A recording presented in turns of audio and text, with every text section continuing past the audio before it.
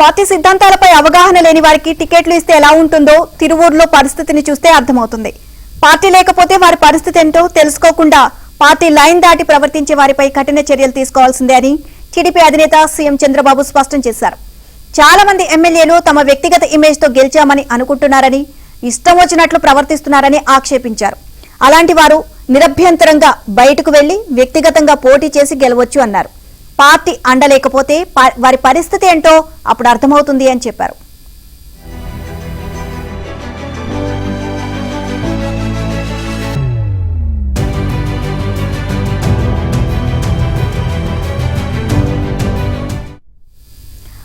శుక్రవారం టీడీపీ కేంద్ర కార్యాలయానికి వచ్చిన చంద్రబాబు సుమారు 4 గంటలు అక్కడే గడిపారు. పార్టీ నేతలతో వివిధ అంశాలపై చర్చించారు. ఎన్టీఆర్ జిల్లా తిరువూరు నియోజకవర్గ వివాదంపై ఈ సందర్భంగా తీవ్రంగా స్పందించారు. ఈ వ్యవహారంలో ఎమ్మెల్యే కొలకపూడి శ్రీనివాసరావు, విజయవాడ కేశినేని శివనాథ్ను పిలిపించాలి అని పార్టీ రాష్ట్ర అధ్యక్షుడు పల్లా శ్రీనివాసరావును ఆదేశించారు. క్రమశిక్షణ కమిటీ ముందుకు విడివిడిగా రప్పించి వివరణ తీసుకోవాలని, దానిపై తనకు నివేదిక ఇవ్వాలి అన్నారు. విదేశీ పర్యటన ముగించుకొని వచ్చాక ఇద్దరితోనూ మాట్లాడతానని, విభేదాలు కొలిక్కి రాకుంటే కఠిన చర్యలకు వెనుకాడను అని తేల్చి చెప్పారు. ఎవరైనా సరే పార్టీ టికెట్ ఇచ్చిన తర్వాత పార్టీ సిద్ధాంతాలకు కట్టుబడి పనిచేయాలని, పార్టీ లైన్ దాటితే ఉపేక్షించేది లేదు అని స్పష్టం చేశారు. ఎమ్మెల్యే ఎంఎస్ రాజు భగవద్గీతపై వ్యాఖ్యలు చేశారు అంటూ జరుగుతున్న ప్రచారం పైన సీఎం స్పందించారు. ఎమ్మెల్యే స్థాయి వ్యక్తులు ఆచితూచి మాట్లాడాలని, వారు మాట్లాడే మాటలు రాష్ట్రం మొత్తం ప్రభావం చూపుతాయని చెప్పారు. ప్రభుత్వ యంత్రాంగాన్ని ఇప్పటికే గాడిలో పెట్టామని, ఆటో పైలట్ మోడ్లో పెట్టాము అన్నారు.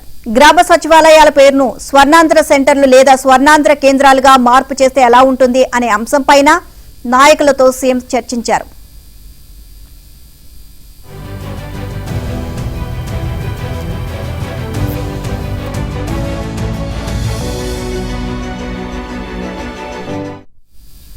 పార్టీ శ్రేణులను సుశిక్షితులుగా తయారు చేయడంపై దృష్టి సారించాలి.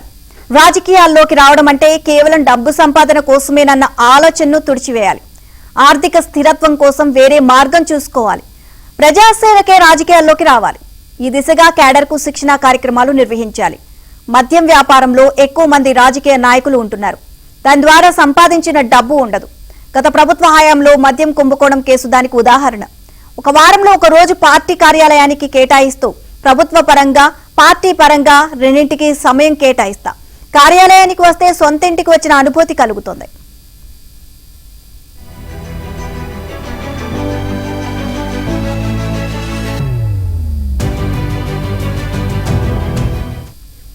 జగన్ కు బురద జల్లడం అలవాటే.